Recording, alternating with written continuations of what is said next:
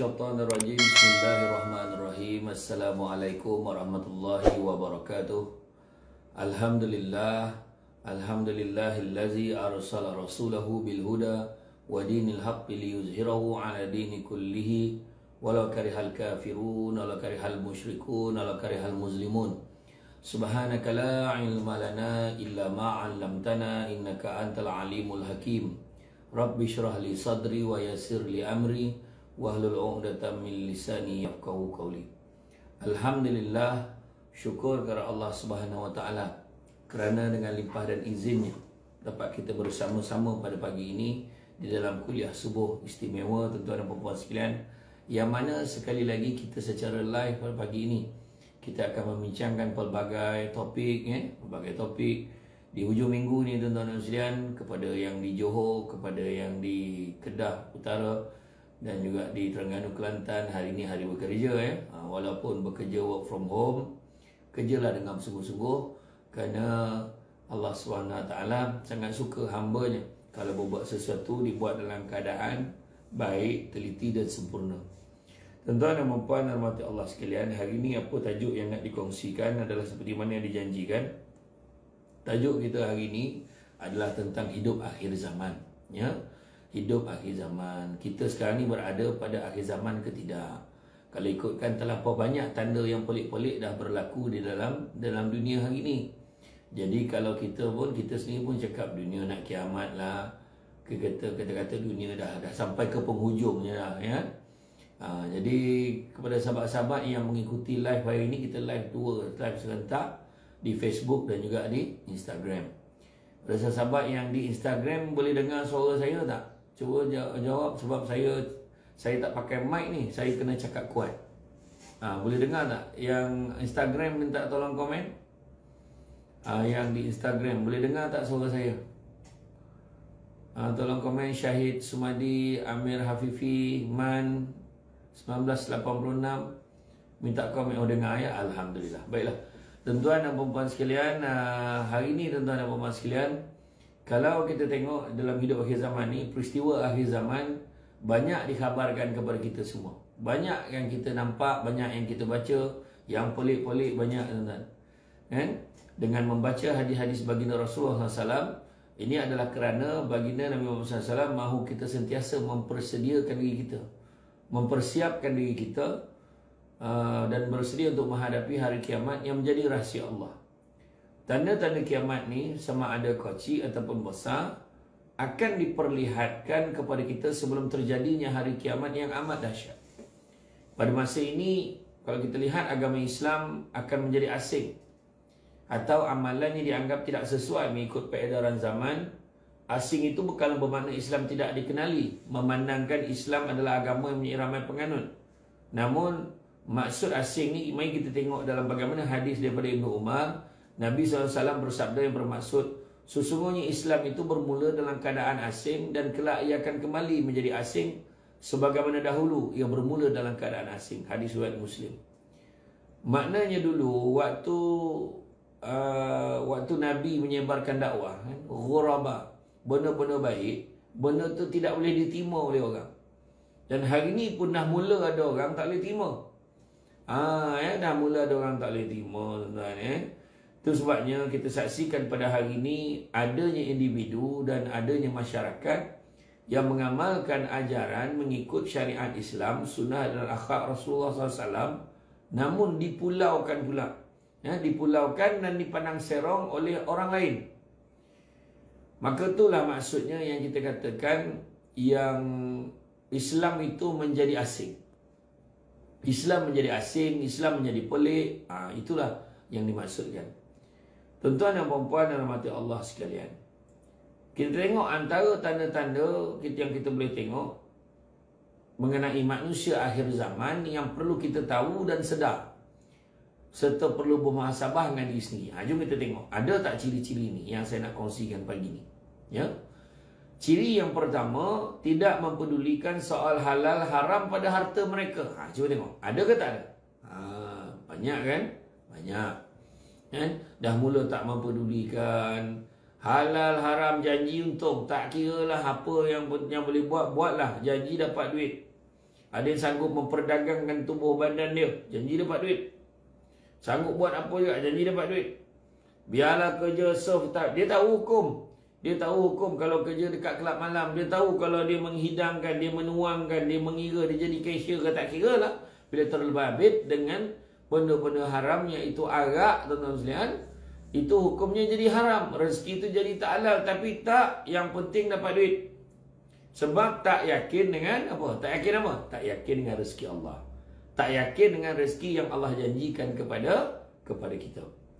Baginda Rasulullah SAW menyatakan bahawa manusia pada waktu itu mereka tidak mempedulikan lagi soal halal dan haram dalam urusan perniagaan mereka. Ini Nabi dah sebut dulu.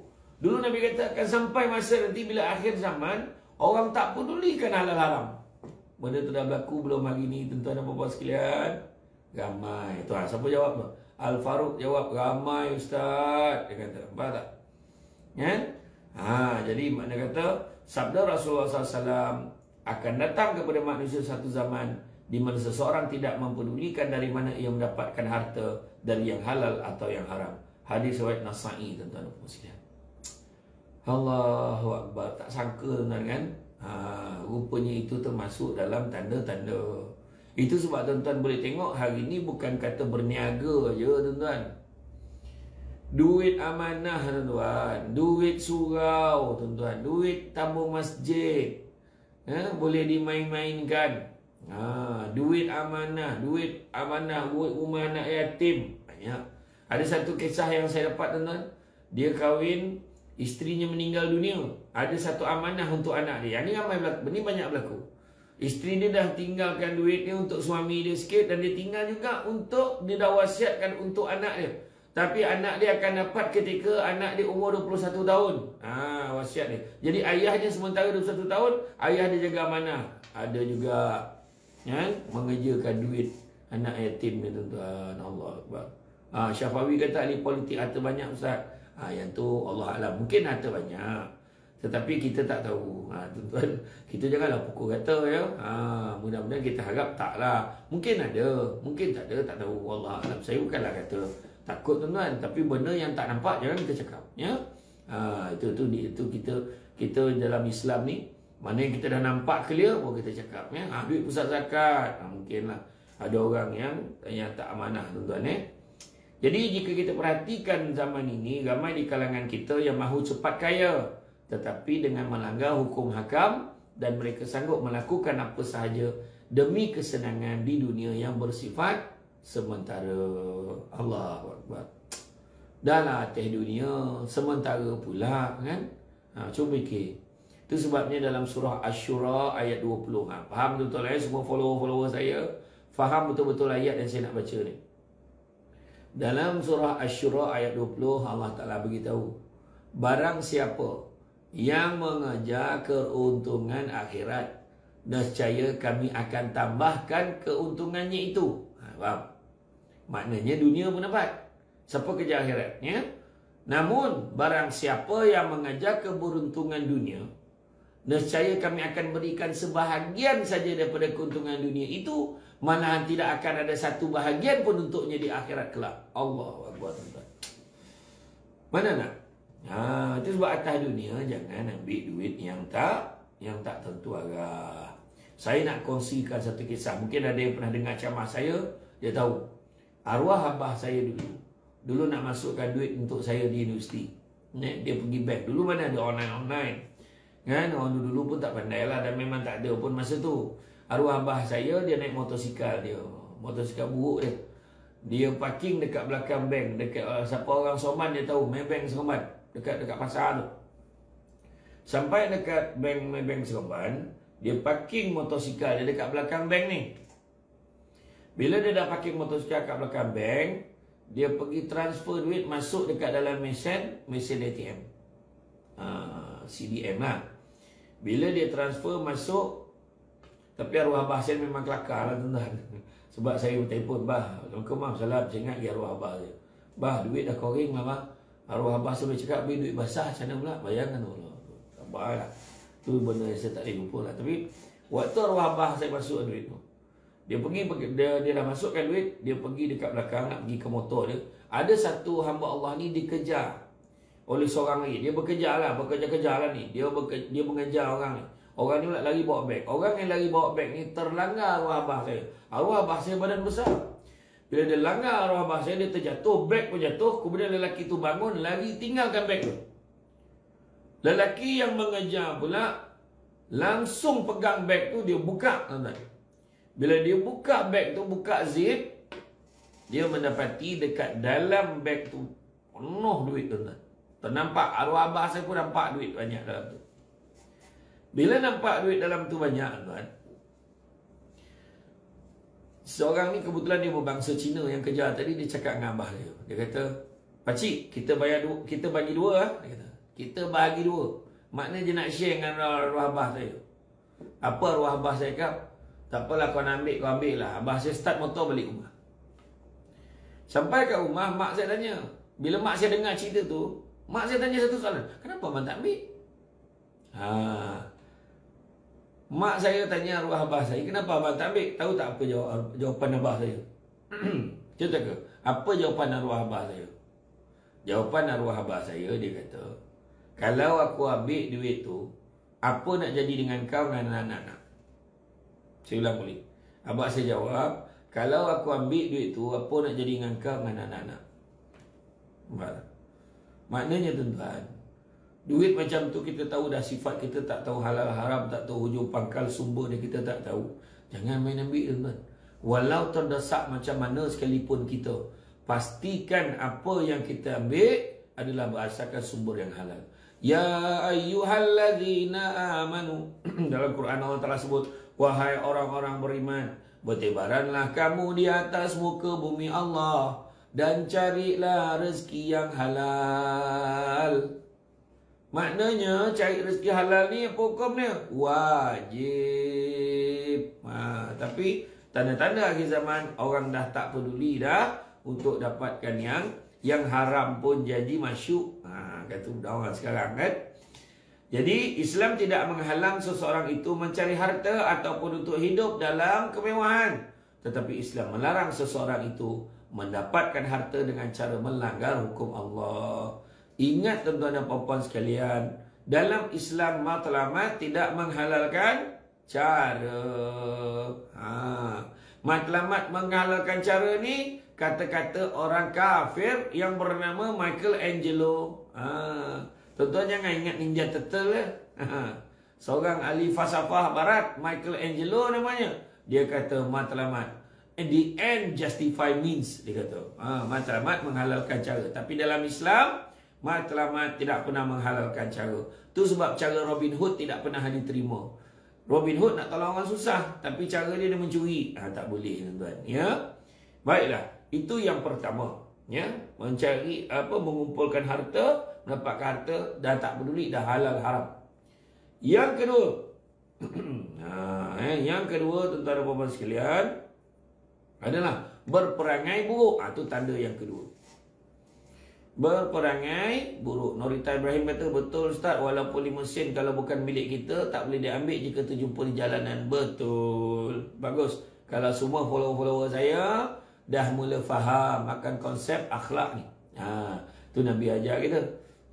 Nabi ajar kita. Tu sebabnya dikatakan akhlak Nabi ni khuluqil Quran, akhlak Al-Quran. Baiklah.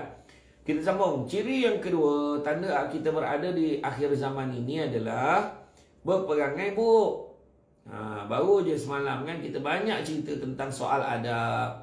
Apa kata Imam Malik? Imam Malik apa kata Imam Malik? Imam Malik kata, biarlah ilmu kita sikit tapi jangan tak ada adab. Begitu juga kalau kita tengok Imam Ibn Qasim kata apa? Imam Ibn Qasim kata, "Aku telah mengabdikan diri aku kepada Imam Malik selama berapa? Selama 20 tahun. Yang mana 18 tahun untuk belajar adab saja. 2 tahun hanya 2 tahun yang diperuntukkan untuk belajar ilmu. Nak tunjukkan kepentingan adab. Islam mengambil berat soal akhlak, budi pekerti yang baik serta ihsan sesama manusia. Akan tetapi akan datang jenis-jenis manusia yang buruk perangai mereka sehingga digambarkan oleh baginda Rasulullah sallallahu alaihi wasallam. Mereka itu di pagi dan petang hari dalam keadaan kemurkaan Allah. Na'udzubillah, tuan-tuan dan puan-puan sekalian. Sabda Rasulullah sallallahu alaihi wasallam, Akan muncul beberapa orang dari umat ini di akhir zaman. Di pagi hari mereka berada dalam kemurkaan Allah, dan di petang hari mereka berada di dalam kemarahan Allah. Hadis riwayat Ahmad. Ya Allah, tuan-tuan dan puan-puan sekalian, itulah dia, kan? Jadi tuan-tuan dan puan-puan sekalian, hadis ini menunjukkan bahawa mereka yang tidak ada langsung perasaan takut kepada Allah, bahkan mereka tidak ada perasaan malu di hadapan Allah, sehingga sanggup melakukan maksiat dan dosa. Tuan-tuan tengoklah dalam parlimen tu, tuan-tuan. Contohlah dalam parlimen. Akhlak macam mana yang kita buat? Cuba tengok, kan? Macam mana pemimpin kita? Are we in a good hand? Itu soalannya. Adakah kita berada dalam tangan-tangan yang betul? Tangan-tangan yang baik? Baik kerajaan, baik pembangkang, baik siapa, baiklah dalam tu. Tuan-tuan tengok apa sudah jadi. Apa sudah jadi, kan? Itu soalan dia.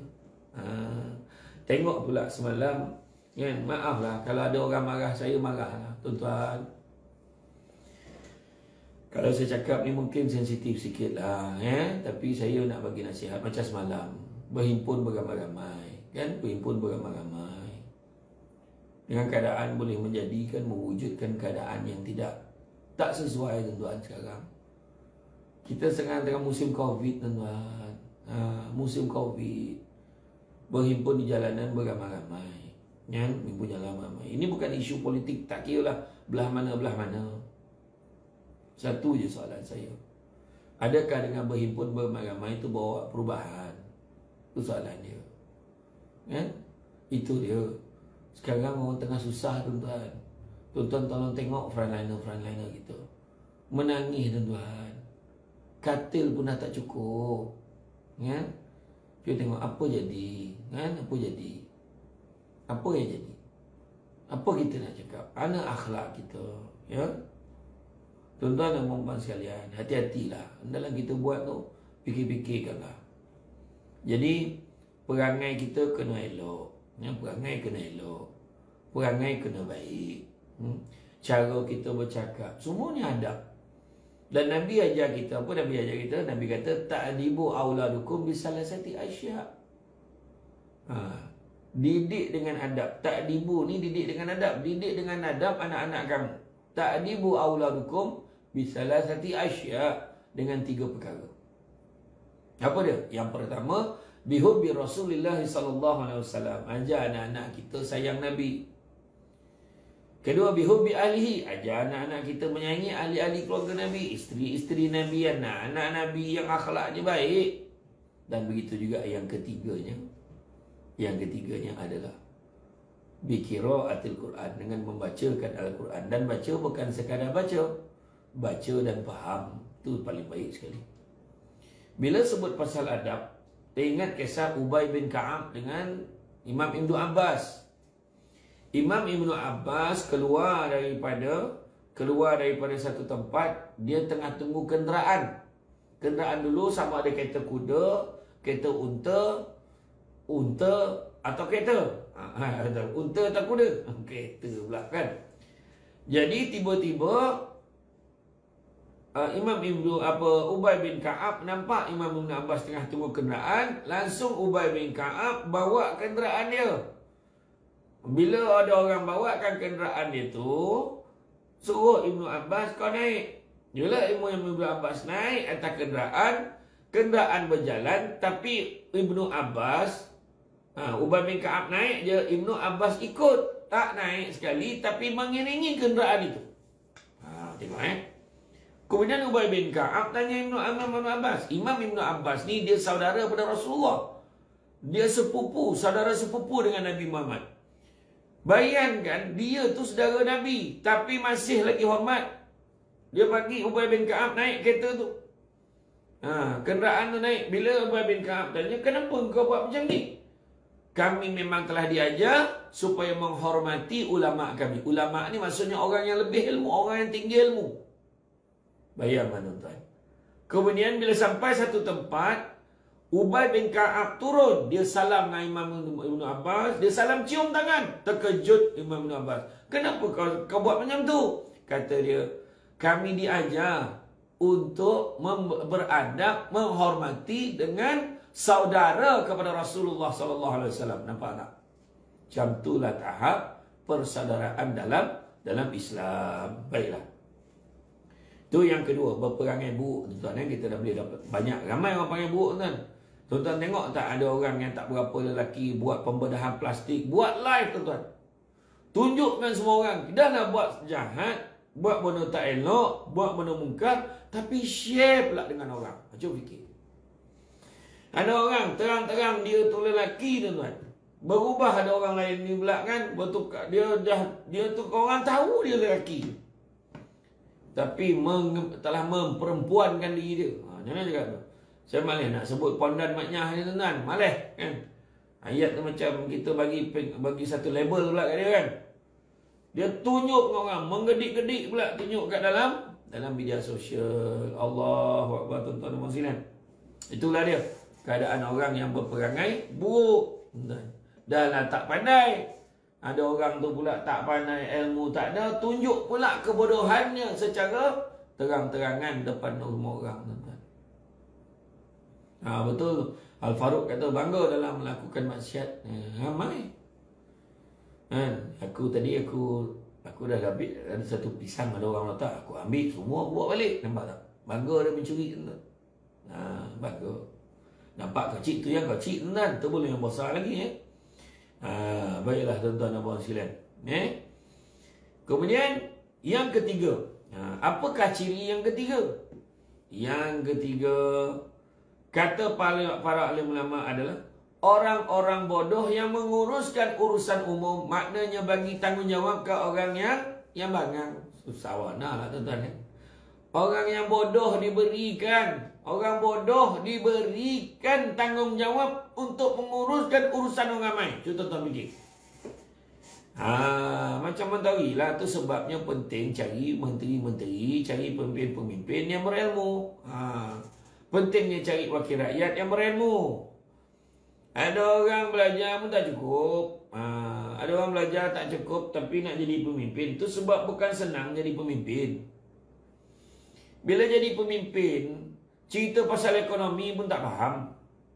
Cerita pasal vaksin pun sampai 50 kali tak ya faham lagi. Macam mana jadi pemimpin macam tu? Contoh. Saya tak sebut siapa-siapa, saya tak sebut mana-mana. Kalau tidak akan saya sama macam orang lain. Kan? Betul tu, mengaji tak habis. Macam mana kan? Mengaji tak habis. Mengaji tak habis, parah kan? Mengaji tak habis macam mana pula?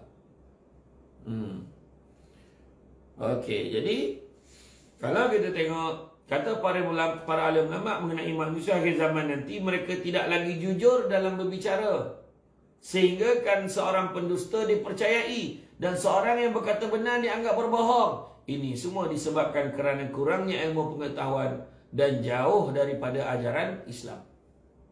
Sabda Rasulullah sallallahu alaihi wasallam, akan datang tahun-tahun penuh dengan pendustaan yang menimpa manusia. Berapa banyak fitnah, berapa banyak perkara-perkara yang diada-adakan, berapa banyak perkara yang direka-reka.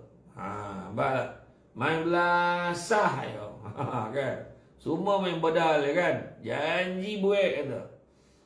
Kadang-kadang nak pula dalam politik, kadang-kadang kita tengok benda tak ada cakap ada, benda ada cakap tak ada. Balik tuan kan. Kadang-kadang saya tak sebut sesiapa, contoh. Jadi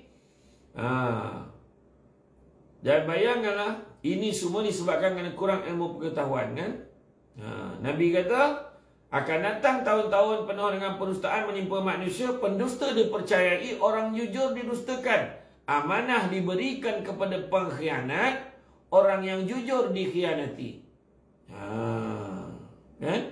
Lalu baginda ditanya, kemudian dan Ruwaibidah turut dibicara. Lalu baginda ditanya, apakah Ruwaibidah itu? Baginda menjawab, apa dia? Dalam tu, saya ulang balik. Akan datang tahun-tahun penuh dengan pendustaan yang menimpa manusia. Pendusta dipercayai, orang yang jujur didustakan, amanah diberikan kepada pengkhianat, orang yang jujur dikhianati, dan Ruwaibidah turut dibicarakan. Maka Baginda ditanya oleh para sahabat, apakah Ruwaibidah itu? Maka Nabi menjawab, orang-orang yang bodoh. Ruwaibidah itu orang-orang yang bodoh yang menguruskan urusan perkara umum. Hadis riwayat Ibnu Majah. Bukan kata orang yang tak berapa. Memang dalam hadis disebut orang yang bodoh, kan? Orang tak ada ilmu. Kan? Bayangkan, orang tak ada ilmu, tuan. Allahu Akbar. Betul tu. Dan bodoh disokong pula oleh orang yang tak berapa ada ilmu. Sama juga kong kali kong. 6 talak 6. 6 talak 6 kosong, tuan-tuan. Sama ya. Jadi tuan-tuan dan puan sekalian, tanda tu tanda yang ketiga. Dan begitu juga tanda yang keempat, ilmu akan diangkat. Apa maksudnya? Ilmu dapat membezakan antara perkara yang hak dan perkara yang batil. Perkara yang betul dengan tak betul. Perkara yang halal dan haram. Perkara baik, perkara tak baik. Dengan adanya ilmu, maka seseorang itu akan sentiasa selamat daripada sebarang perkara yang memudaratkannya. Kerana itu pada akhir zaman nanti, ilmu akan diangkat dengan kematian para alim ulama yang bersungguh-sungguh dalam menyampaikan ilmu. Betul tak ramai alim ulama yang telah Allah Ta'ala cabut nyawanya, Allah Ta'ala ambil nyawanya? Betul atau tidak? Betul. Tuan Guru kita, Tuan Guru Haji Ni Abdul Aziz, Allah Ta'ala cabut nyawa Mufti Syekh Harusani kita. Allah Ta'ala ambil nyawa Datuk Ismail Kamus. Allah ambil nyawa orang yang hebat-hebat, guru-guru alim ulama. Kerap betul, tuan-tuan. Telah pun diangkat nyawanya. Dalam musim ni pun ramai. Dalam musim Covid pun banyak. Termasuklah Imam Mufti Harusani, Mufti Perak, bukan Mufti Perak, tuan-tuan. Juga diangkat nyawanya, tuan-tuan, dalam musim Covid. Maka Rasulullah sallallahu alaihi wasallam telah bersabda tentang tanda-tanda kiamat. Ilmu agama dicabut. Banyaknya bencana, kebakhilan bermaharaja lela, dan banyaknya al-harj. Maka sahabat bertanya kepada Rasulullah, ya Rasulullah, apakah itu al-harj? Rasulullah SAW menjawab, pembunuhan. Hadis riwayat Muslim.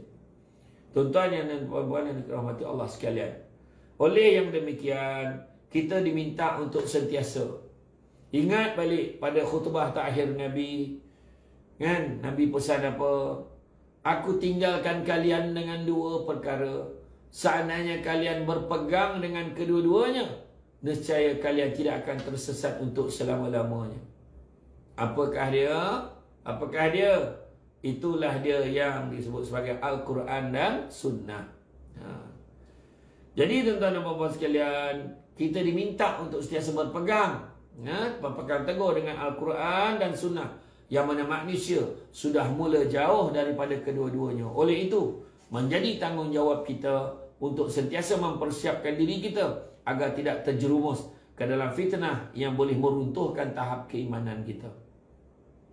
Jadikanlah doa sebagai senjata terbaik dalam memelihara iman. Kita tengok bagaimana Nabi sebut tadi. Bagaimana Nabi sebut banyaknya ilmu agama dicabut, banyaknya bencana, kebakhilan bermahajara lela, banyaknya al-harj. Para sahabat bertanya, al-harj itu apa? Rasulullah jawab, pembunuhan. Banyak, tuan-tuan. Dan bunuh tu pula bukannya bunuh biasa, tuan-tuan. Bunuh ahli keluarga sendiri pun banyak.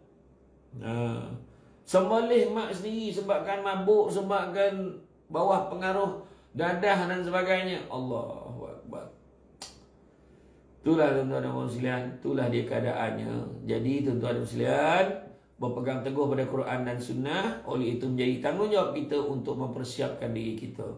Doa ni jadikan sebagai senjata dalam memelihara iman kita. Antara doa yang boleh kita amalkan adalah, ya Allah, sesungguhnya aku berlindung kepadamu dari azab kubur, daripada azab neraka Jahannam, daripada fitnah kehidupan, dan setelah mati daripada kejahatan fitnah Al-Masih Al-Dajjal, tuan-tuan dan puan-puan sekalian.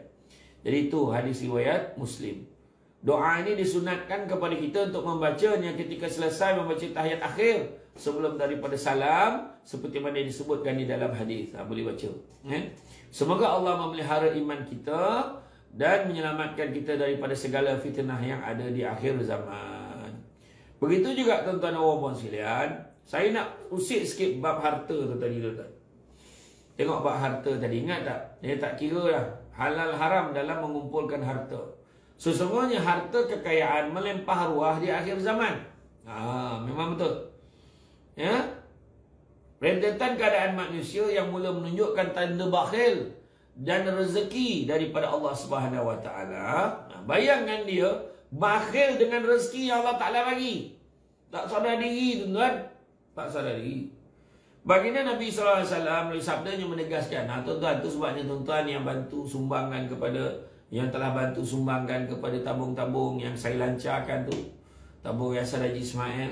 Alhamdulillah tuan-tuan, saya sebab sibuk dengan saya ada yang saya share, ada sempat saya akan share lah. Tapi mana tuan-tuan, insyaAllah jangan risau, ada yang dapat wheelchair, kita bagi bantuan pada sekolah-sekolah pondok, kita bagi bantuan kepada mereka memerlukan. Kita pernah bantu dekat Kuala Kubu, iaitu pondok Ustaz Ahmad Rizam. Kita bantu untuk pembinaan surau. Maknanya ini sumbangan tuan-tuan dan perempuan semua. Kita bantu baru-baru ni yang geng-geng bendera putih ni, kita bantu yang di Sarawak, kita bantu yang di Sabah, kita bantu juga baru-baru ni yang orang susah, begitu juga di seluruh negara. Mana yang boleh kita tolong, kita tolonglah tuan-tuan dan perempuan sekalian ni. Dan alhamdulillah, mudah-mudahan tuan-tuan dan perempuan pun dapat pahalanya. Tuan-tuan, kan, tanda menunjukkan tanda bakhil dengan rezeki Allah Ta'ala bagi Nabi SAW melalui sabdanya menegaskan, pada akhir zaman juga manusia akan berhadapan dengan harta kekayaan yang melempah ruah. Manusia pada satu ketika amat mudah memperoleh harta dengan rezeki dikurniakan. Perkara ini bersandar kepada sabda Nabi SAW. Maknanya tuan-tuan tengok sendiri, berapa ramai orang jutawan tiba-tiba, berapa ramai orang kaya tiba-tiba. Tak kisahlah dia buat bisnes online ke, buat apa, berjaya semua. Tetapi Allah Ta'ala uji juga dengan kedekut dengan harta yang dikurniakan. Nabi SAW dalam satu hadis menyatakan, hari kiamat tidak akan terjadi sehingga harta kamu melempah, sehingga orang yang mempunyai harta berasa hairan. Siapakah yang mahu menerima sedekahnya? Bahkan di saat dia menawarkan hartanya kepada orang lain, tawarannya itu dijawab dengan perkataan, aku tidak memerlukan hartamu. Hadis riwayat Al-Bukhari. Maknanya tuan-tuan, dah ada berlaku. Hari ini dah ada berlaku dah tuan-tuan. Dalam hadis yang lain, baginda bersabda yang bermaksud, kemudian melempahnya harta sehingga seseorang sudah diberi 100 dinar pun masih tetap merungut. Betul atau tidak?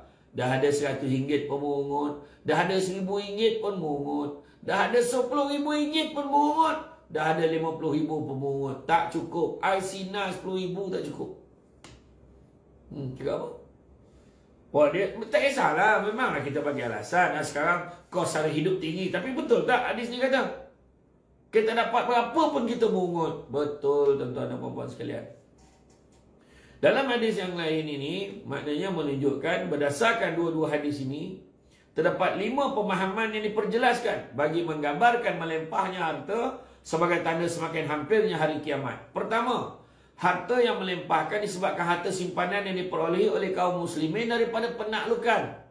Dalam hadis Nabi SAW bersabda bermaksudnya, sesungguhnya akan dibuka kepada kamu Syam, Rom dan Parsi, sehingga masing-masing daripada kamu akan mendapat bahagian unta dengan jumlah tertentu, lembu dengan jumlah tertentu dan juga kambing, sehingga mereka akan mendapat bahagian 100 dinar pun masih lagi merungut dengan bahagiannya. Hadis riwayat Ahmad.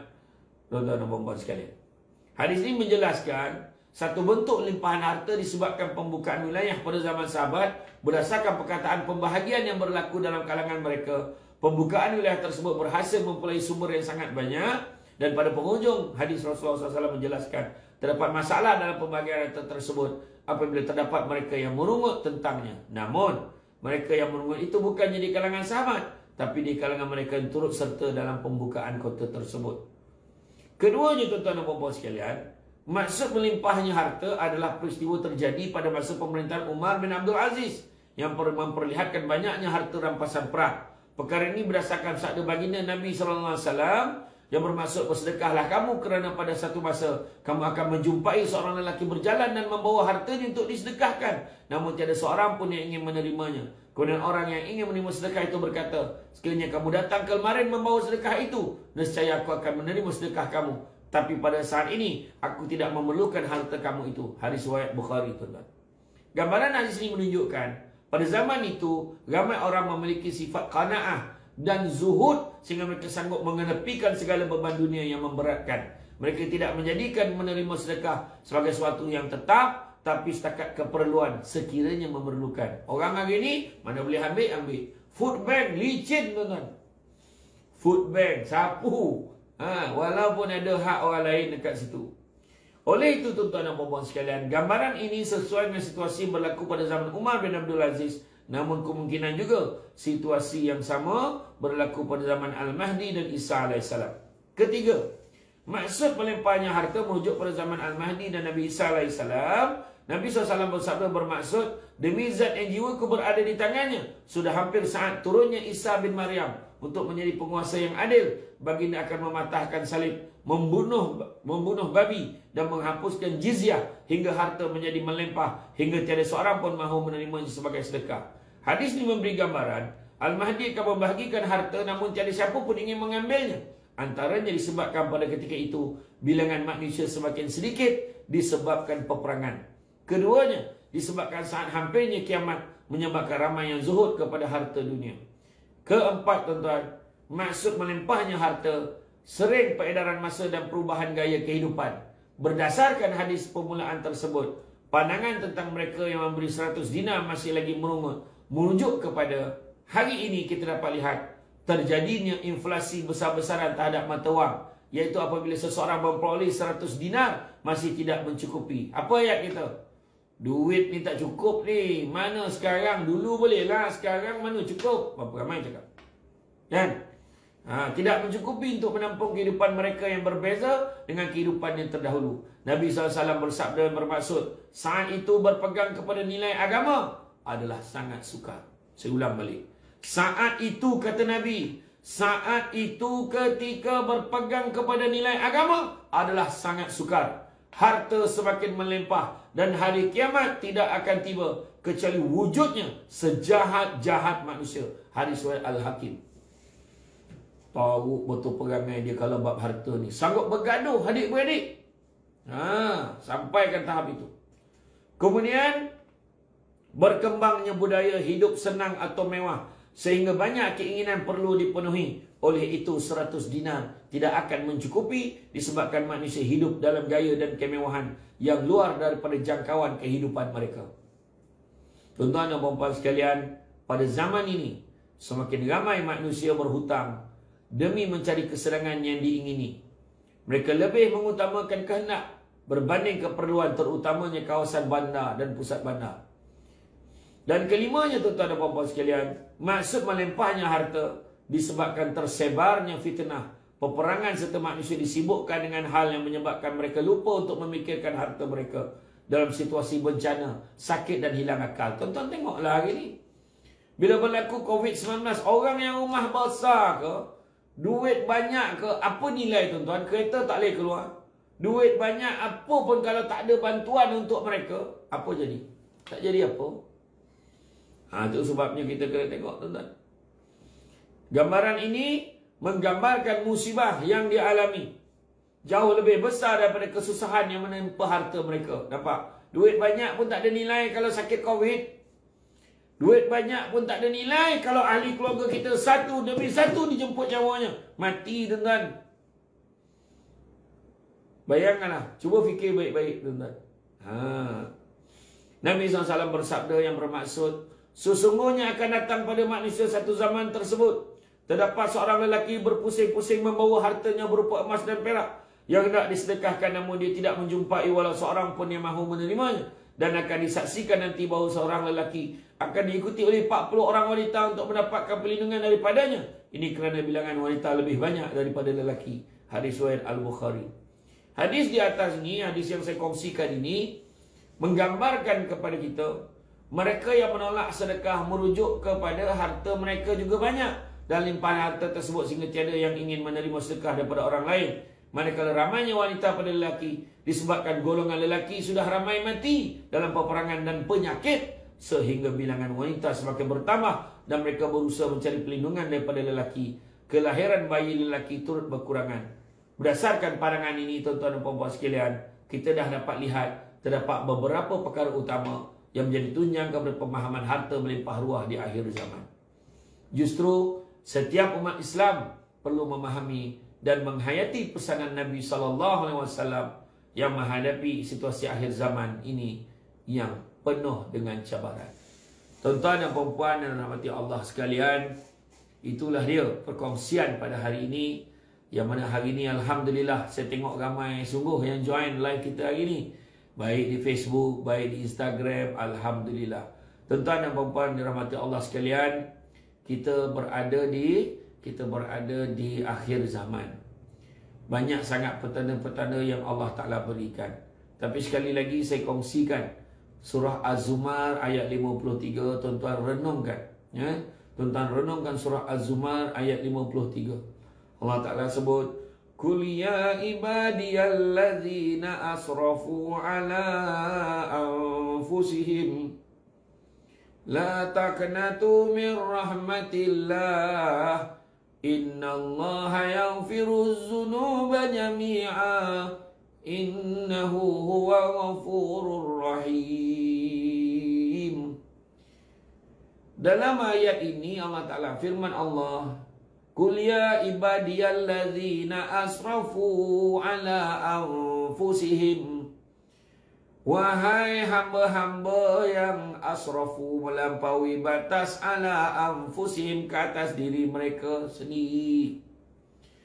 La taqnatu min rahmatillah. Kita semua ni kan memang melampaui batas. Allah Ta'ala beritahu apa? La taqnatu min rahmatillah.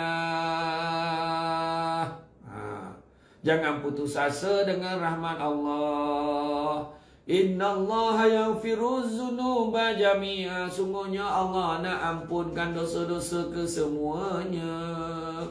Innahu huwal ghafurur rahim. Sesungguhnya Allah Maha Pengampun, Maha Penyayang. Allah sayangkan kita. Jadi dengan baki kehidupan kita yang ada, minta ampun dengan Allah. Jangan putus asa dengan rahmat Allah. Mudah-mudahan Allah merahmati hidup kita. Allah bantu kita. Allah tolong kita. Sesungguhnya tidak ada bantuan sebaik-baik bantuan. Tidak ada pertolongan sebaik-baik pertolongan.